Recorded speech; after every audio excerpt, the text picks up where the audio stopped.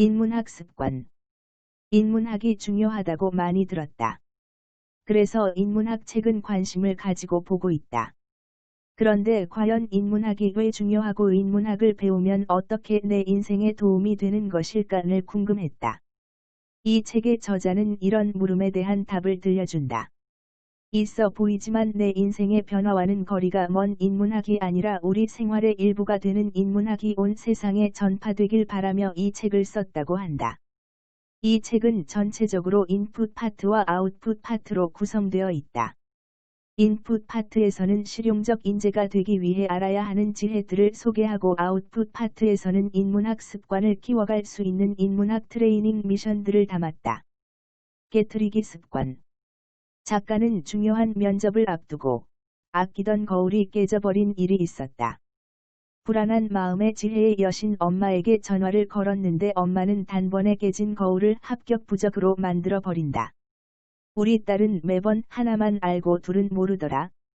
옛날 사람들은 그릇이 깨지면 무진장 좋아했단다. 옛 것이 깨져야 새 것을 살 수 있잖아. 우리 딸에게도 묵은 기운이 깨지고 새 기운이 들어오려나 보다. 불길한 징조가 아니라 합격의 징조야. 축하해. 돌이켜보면 단 한 번도 깨진 거울, 깨진 그릇 때문에 불행한 적은 없었다. 그럼에도 늘 깨진 거울 때문에 불안해하고 화를 낸다. 정작 깨진 그릇 앞에서는 아무런 인문학적 사고도 하지 못한다. 저자는 이런 경험으로 제 아무리 위대한 지식이라 해도 일상의 지혜로 완전히 승화시키지 못한다면 머리만 무겁게 만들 수 있다는 사실을 깨닫게 된다. 이제는 성함조차 가물가물한 한 철학 교수님의 수업 시간. 교수님이 학생들을 향해 물었습니다. 서양 최초의 철학자는 누구인가요? 여기저기 소크라테스요.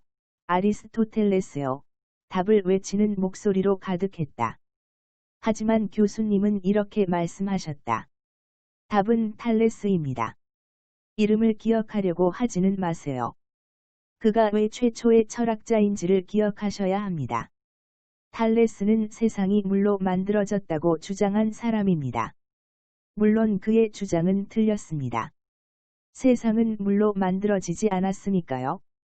그럼에도 불구하고 그가 최초의 철학자일 수 있었던 이유는 다르게 생각했기 때문입니다. 다르게 생각하는 것, 이것이 곧 철학입니다. 그리고 저자는 일반적인 고정관념에서 벗어나 자신만의 성공을 거둔 생활의 철학자들을 소개한다. 왜 스타 강사는 있는데 스타 서빙가는 없는 거죠? 제가 스타 서빙가가 되겠습니다. 그리고 그는 서빙만큼은 세계 최고로 잘하는 사람이 되겠다며 세계 최고 서빙가의 자세로 서빙을 하기 시작한다. 그 결과 어떻게 되었을까? 이 취업난 속에서도 그는 하루에도 몇 번씩 대기업에서 스카우트 제의를 받는 인재가 되었다. 인문학은 고전 읽기라는 틀을 깨라. 고전을 파는 것이 곧 인문학이라고 치부하는 사고방식은 역사 속에서 찾아볼 수 있다. 고전으로 인문학을 연구하려는 흐름은 14세기 이탈리아에서 시작되었다. 이탈리아어로 르네상스는 린시먼토라고 쓰는데 이는 재생이라는 뜻이다. 당시 르네상스는 그리스 로마 문화의 부활을 목표로 했기 때문에 당연히 고전에 초점을 둘 수밖에 없었다. 따라서 르네상스가 막 시작되던 당시 학문을 한다는 것은 곧 과거 그리스 고전을 탐구하는 것을 의미했다. 실제로 14세기 대학에서 휴머니스트는 인간학 스토디어 휴메너터티스를 가르치는 교사를 뜻하기도 했지만 그들의 주요 업무는 수도원 도서관을 뒤져 고전을 발견하고 필사본을 검토하며 오류를 수정하고 라틴어를 번역하여 학생들을 위해 주석을 다는 일이었다. 즉 휴머니스트는 인문학을 가르치는 교사지만 하던 일을 보면 고전을 가르치는 고전학자로 표현할 수도 있는 것이다. 그러나 우리가 주목해야 하는 것은 지금 우리가 살고 있는 시대에는 대부분의 고전이 이미 번역되어 있다는 사실이다. 따라서 옛날의 인문학자들처럼 굳이 고전에만 매달릴 이유가 없다. 게다가 르네상스 시대에도 인문학을 문사철로 제한하지는 않았다. 음악, 건축, 미술, 법학, 의학 등 모든 인간 생활과 연결된 분야를 연구하는 것을 인문학이라 했다. 즉, 인간의 모든 분야를 연구 대상으로 삼았던 것이다.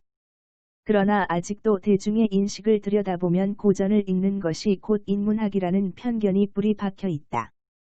저자는 고전만이 인문학의 전부인 것처럼 치부하는 인식에는 새로운 변화가 필요하고 14세기의 인문학이 인간의 모든 분야를 연구 대상으로 삼았듯이 21세기를 살고 있는 우리도 SNS, 직장에서의 인간관계와 같이 우리 주변에 일어나는 인간과 관련된 모든 문제를 인문학의 도구로 삼을 줄 알아야 한다고 주장한다. 참 공감 가는 이야기다. 실업계 고등학교 출신으로 유명 대학교 영어 강사를 하고 인문학 커리큘럼으로 인재들을 키우고 강연을 하며 자신만의 인문학을 실천하고 있는 그녀로부터 많은 인문학적 조언을 들을 수 있는 책이다.